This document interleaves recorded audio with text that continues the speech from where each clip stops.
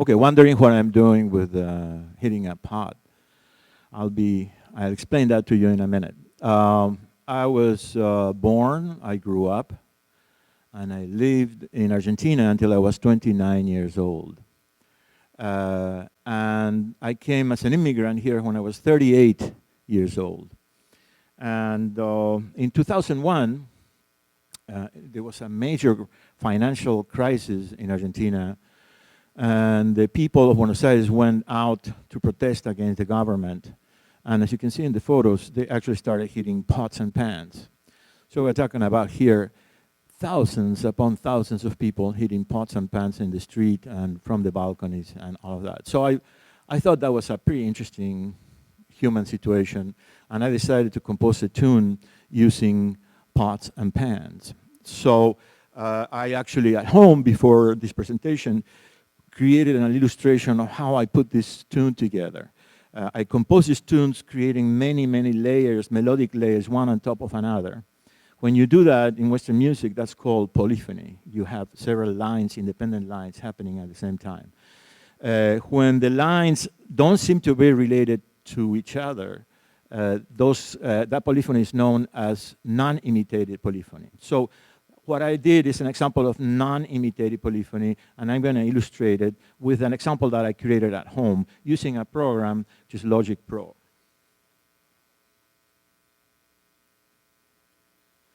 Logic Pro can be used as a recording environment, as a professional recording environment for acoustic things, but also has a MIDI component to it, which is basically using artificial instruments or virtual instruments. None of these instruments are going to sound realistic to you. That's not the point here. The point here is I'm trying to actually show you how I put these layers together. And the first thing I did actually was to create, to put the layer of the pots and pans, which actually, as you'll see, they don't sound terribly realistic, but they will do the job.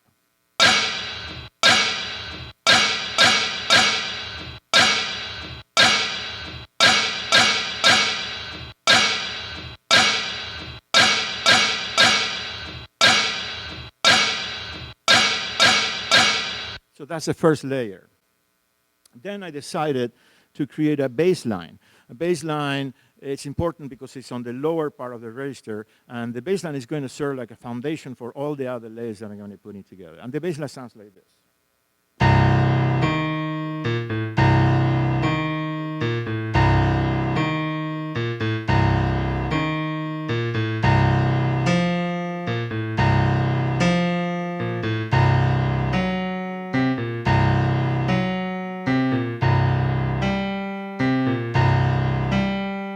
So you can see it's a very obsessive bass line. It keeps repeating the same lower note over and over again. The obsessiveness is part of this psychological environment that I'm trying to create with music.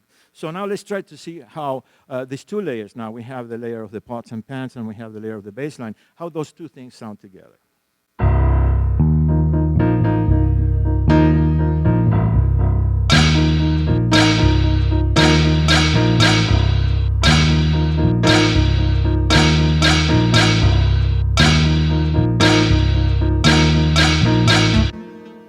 So now I have these two layers. That is like a base structure, like an infrastructure where I can layer more and more ideas. I decided to compose what I call a snaky melody, a melody that kind of turns on itself and gradually gets higher and higher, but kind of on the middle register, on the belly level, also to create a sense of uncertainty. And the melody sounds like this.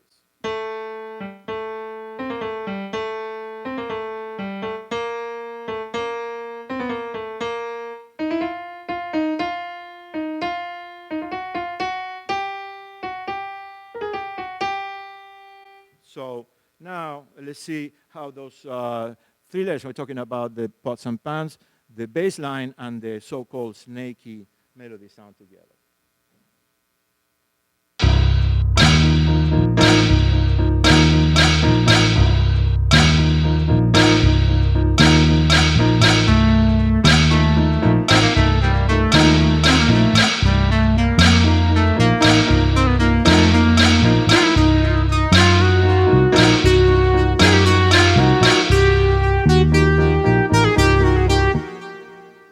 now I have the lower register, the middle register, and I have the pots and pans. I decided to create a melody that's very, very obsessive, and it keeps repeating the same idea over and over again.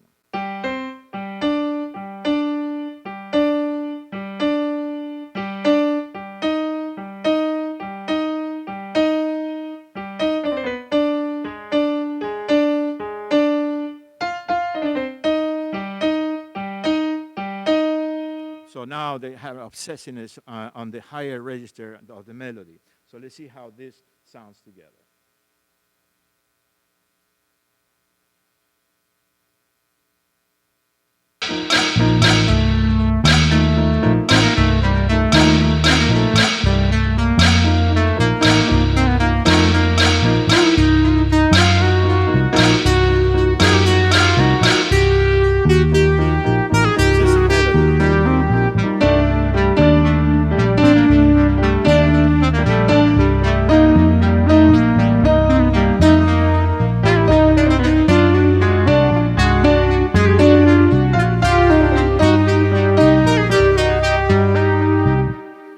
Now we have the pots and pans, we have the bass line, we have the snaky melody, and we have the obsessive melody. And on top of that, I asked one of the performers in the CD, who is one of the two greatest tango musicians in the world, to add something of his own on top of all of this. And he came with this wonderful, very angry line that sounds like this.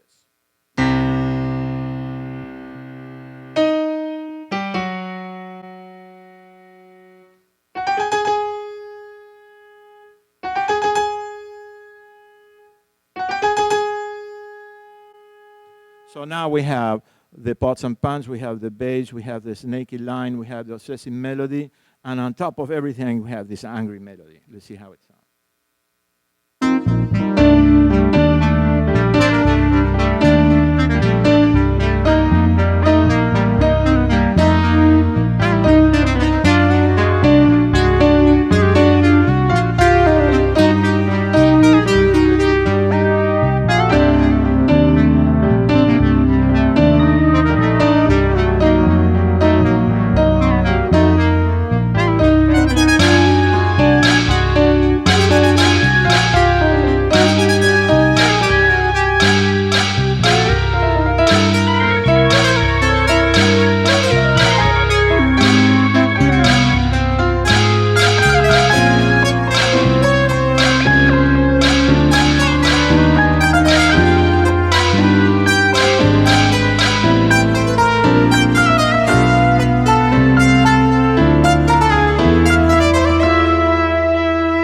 Back to the bass line.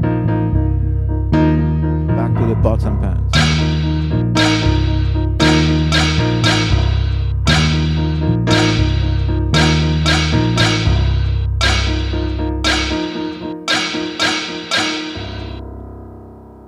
So let's see how the whole thing from the beginning to that point sounds like. Now you know the map. We have the pots and pans, we have the bass line, we have the snaky melody, we have the obsessive melody, and we have the angry melody on top. Let's listen.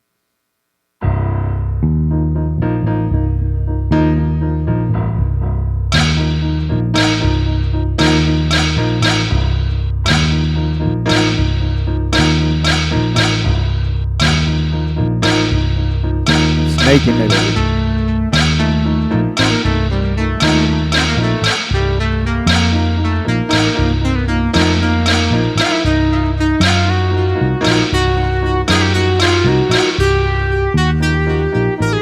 Obsessive melody.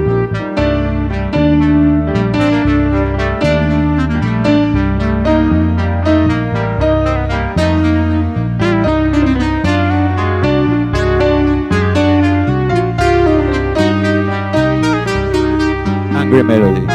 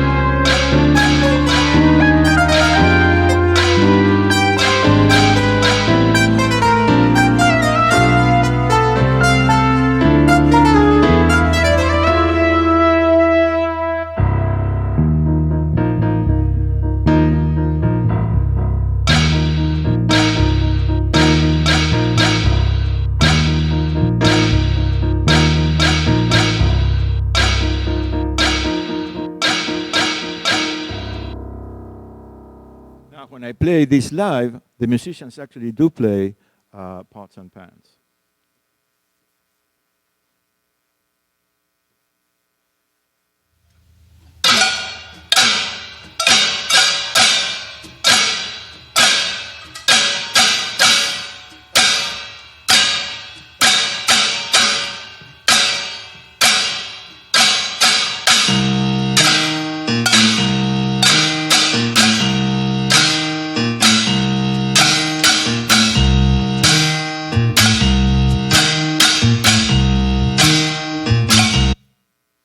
So what I want to show last then is how this sounded when it was recorded by real musicians. Okay, so this, I'm going to show the very last part of the tune where all these ideas come together and how it sounds when it's played by real live musicians.